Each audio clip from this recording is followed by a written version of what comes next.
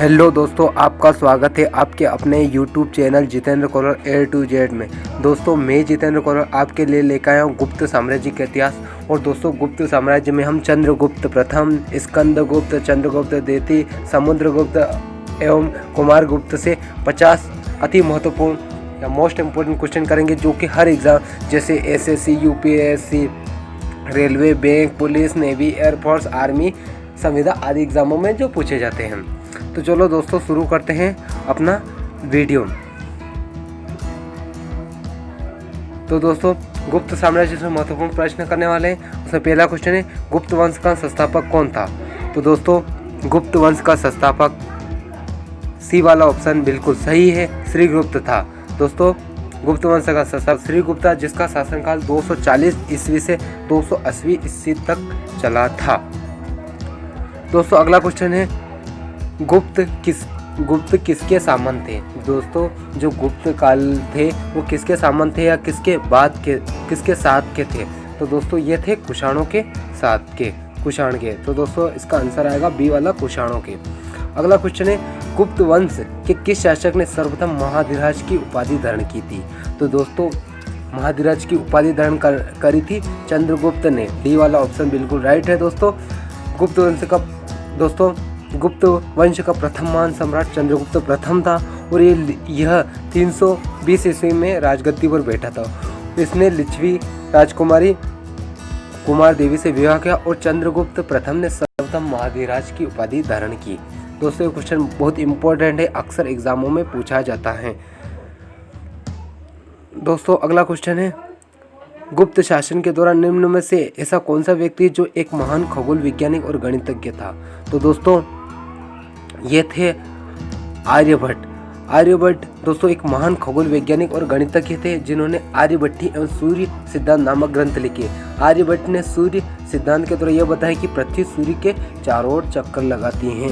दोस्तों, अगला क्वेश्चन है, दोस्तों, गुप्त शासकों की सरकारी अर्थात दरबारी भाषा थी। दोस्तों, जो गुप्त शासक हैं या गुप्त राजा थे, उनकी भाषा कौन सी थी दरबार की?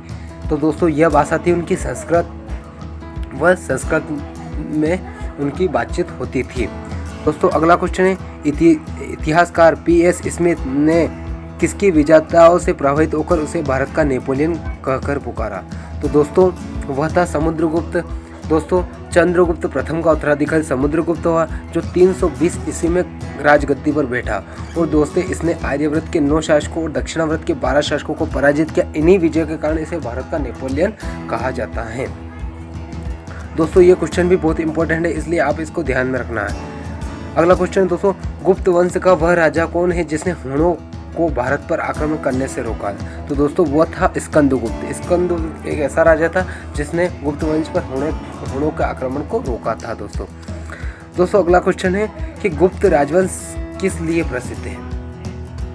तो दोस्तों, गुप्त राजवंश कला एवं स्थापत्य कला के लिए प्रसिद्ध है। दोस्तों, ए वाला ऑप्शन बिल्कुल सही है। अगला क्वेश्चन, दोस्तों, अजंता की कलाकृतियाँ किससे संबंधित है? तो दोस्तों, यह है गुप्त काल में अजंता की कलाकृति की गई थी। दोस्तों, अगला क्वेश्चन है, कुछ विद्वानों के अनुसार कवि कालिदास किसके राजकवि थे? तो दोस्तों, कवि कालिदास चंद्रगुप्त द्वितीय अर्थात विक्रमादित्य के राजकवि थे। अगला क्वेश्चन, दोस्तों, अजंता चित्रकारी का विषय वस्तु निम्नलिखित में किससे संबंधित है? दोस्तों, जो चित्रकारी हुई अजंता वो किससे संबंधित है? तो दोस्तों, यह संबंधित है बौद्ध धर्म से। बी वाला ऑप्शन बिल्कुल राइट है। दोस्तों, यह संबंधित है बौद्ध धर्म से। अगला क्वेश्चन, दोस्तों, उत्तर गुप्त युग में जो विश्वविद्यालय प्रसिद्ध हुआ वह कौन सा था? तो दोस्तों, वह था नालंदा विश्वविद्यालय। सी वाला ऑप्शन बिल्कुल राइट है। और दोस्तों, नालंदा विश्वविद्यालय की स्थापना कुमारगुप्त ने की थी। अगला क्वेश्चन है, दोस्तों, एरण अभिलेख का संबंध किस शासक से है? तो दोस्तों, ये संबंध है भानुगुप्त से। भानुगुप्त का संबंध एरण अभिलेख से है। अगला क्वेश्चन, दोस्तों, फायन किसके शासनकाल में भारत आया? दोस्तों, ये क्वेश्चन बहुत ही इंपॉर्टेंट है, अधिकतम एग्जामों में पूछा जाता है। तो दोस्तों, फायन चंद्रगुप्त द्वितीय के शासनकाल में भारत आया था या चंद्रगुप्त द्वितीय के राजदरबार में आया था। दोस्तों, भारतीय संस्कृति का स्वर्णयुग था, गोल्डन एज किसे कहा गया? तो दोस्तों ये कहा गया गुप्त काल को। दोस्तों ये क्वेश्चन बहुत ही इम्पोर्टेंट है, इसको आप ध्यान रखना कि भारतीय संस्कृति का स्वर्णयुग किस युग को कहा गया है या किस काल को कहा गया है। तो दोस्तों ये कहा गया है गुप्त काल को। अगला क्वेश्चन दोस्तों, किस गुप्तकालीन शासक को कविराज कहा गया है? तो दोस्तों कविराज समुद्रगुप्त को कहा गया है। दोस्तों समुद्रगुप्त को दोस्तों कविराज भी कहा गया है। अगला क्वेश्चन दोस्तों, श्रीलंका के राजा मेघवर्मन ने किस स्थान पर भगवान बुद्ध का मंदिर बनवाने के लिए समुद्रगुप्त से अनुमति मांगी थी? तो दोस्तों वो स्थान है बोधगया। बोधगया में राजा मेघवर्मन ने समुद्रगुप्त से अनुमति मांगी थी भगवान बुद्ध की मूर्ति बनाने के लिए। दोस्तों अगला क्वेश्चन है, मंदिर निर्माण कला का जन्म सर्वप्रथम कब हुआ? तो दोस्तों यह हो गुप्त काल में। दोस्तों गुप्त काल में ही सर्वप्रथम मंदिरों का निर्माण करना आरंभ हुआ या मंदिर बनाना आरंभ किया गया।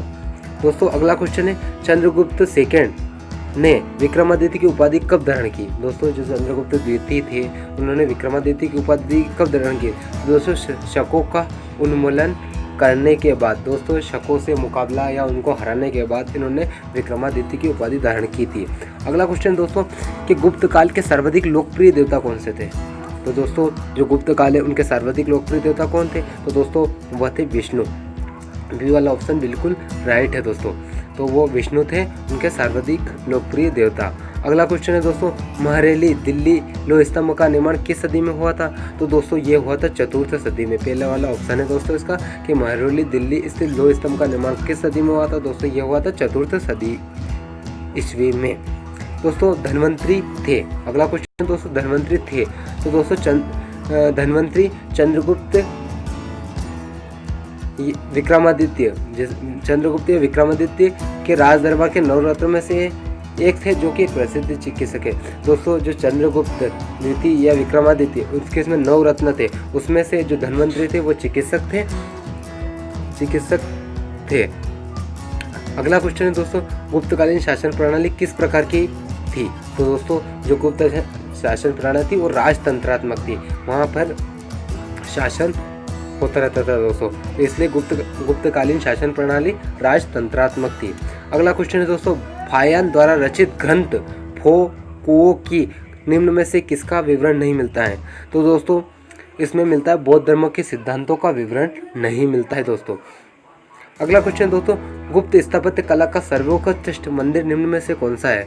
दोस्तों जो गुप्त कला स्थापत्य का जो सबसे बेहतरीन या सबसे अच्छा मंदिर है, सर्वोत्कृष्ट मंदिर वो कौन सा है? तो दोस्तों वह है देवगढ़ का दशावतार मंदिर।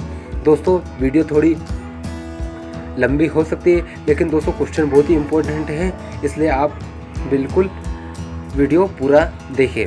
दोस्तों अगला क्वेश्चन है, अमरकोश के लेखक अमर सिंह किस शासक के दरबार से जुड़े थे? तो दोस्तों ये जुड़े थे चंद्रगुप्त द्वितीय अर्थात चंद्रगुप्त द्वितीय से जुड़े हुए थे, जिन्हें विक्रमादित्य भी कहा जाता है।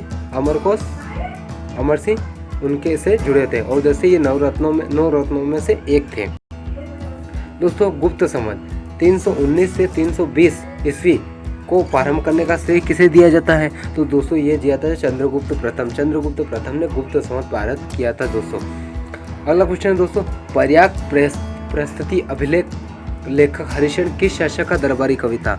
तो यह था समुद्रगुप्त का दरबारी कविता। दोस्तों ये क्वेश्चन भी बहुत ही इम्पोर्टेंट है, इसलिए आपको ध्यान रखना है।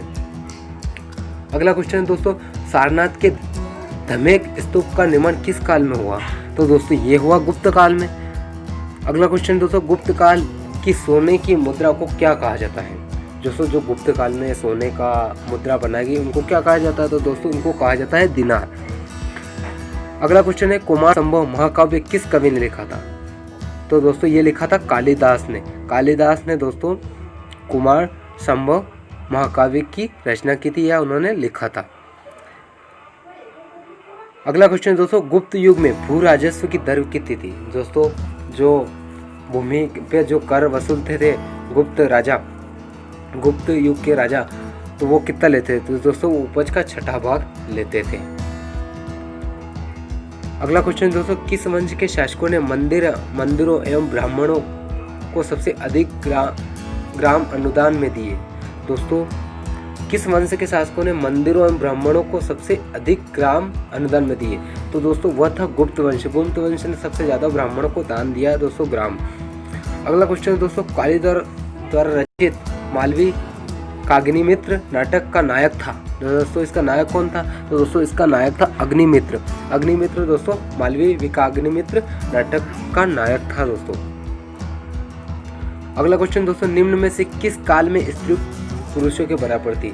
तो दोस्तों वह थी गुप्त काल में। गुप्त काल में नारी जाति पुरुषों के बराबर थी, अर्थात वो पुरुषों से कंधा मिलाकर चलती थी।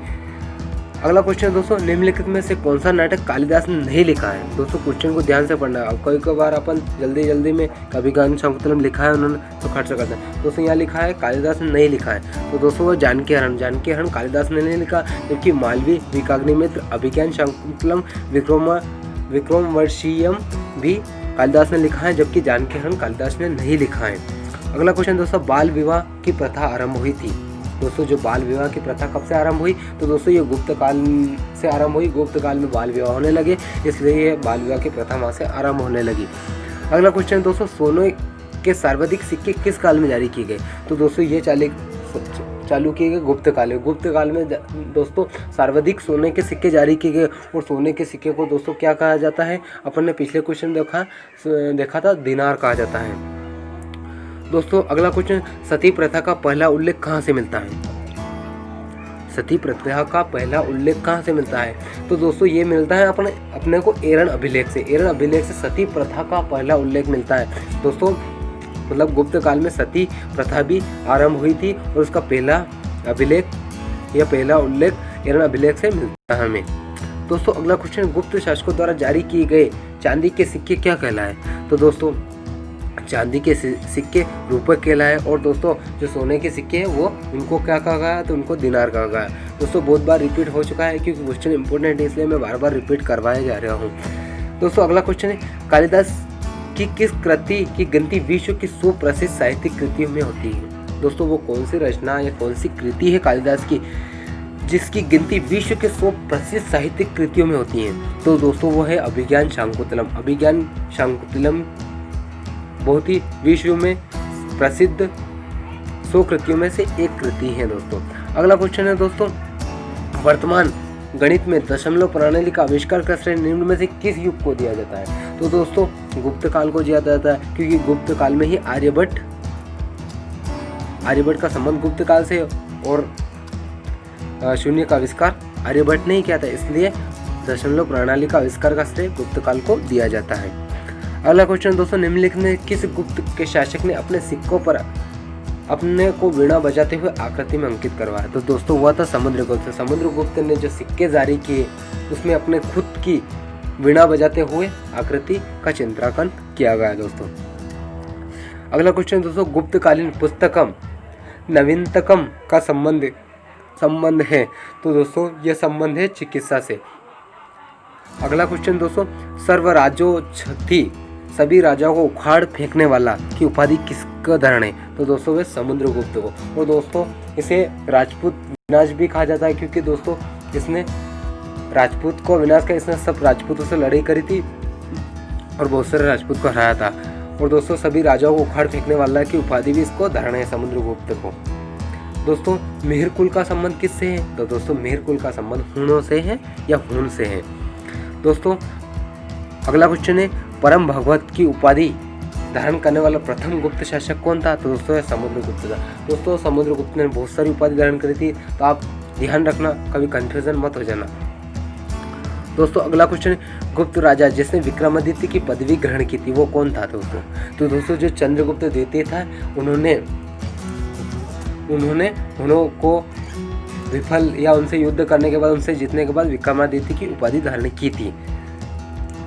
दोस्तों अगला क्वेश्चन है, किस गुप्त शासक को नालंदा विश्वविद्यालय का संस्थापक माना जाता है? तो दोस्तों जो कुमार गुप्त प्रथम है, उन्होंने नालंदा विश्वविद्यालय की स्थापना की थी। दोस्तों अपना लास्ट क्वेश्चन है, किस गुप्त शासक को दक्षिणापथ में स्थित 12 राज्यों पर धर्म विजय की थी? तो दोस्तों वह समुद्रगुप्त था। गुप्त ने 12 राज्यों पर धर्म विजय प्राप्त की थी। दोस्तों आपको ये वीडियो कैसा लगा? अगर वीडियो अच्छा लगा तो लाइक करें और अपने दोस्तों में शेयर करें। और दोस्तों अगर आप चैनल पर नए हो तो चैनल को सब्सक्राइब करें और बेल आइकन को प्रेस करें, जिससे आपको अगली वीडियो की नोटिफिकेशन मिले।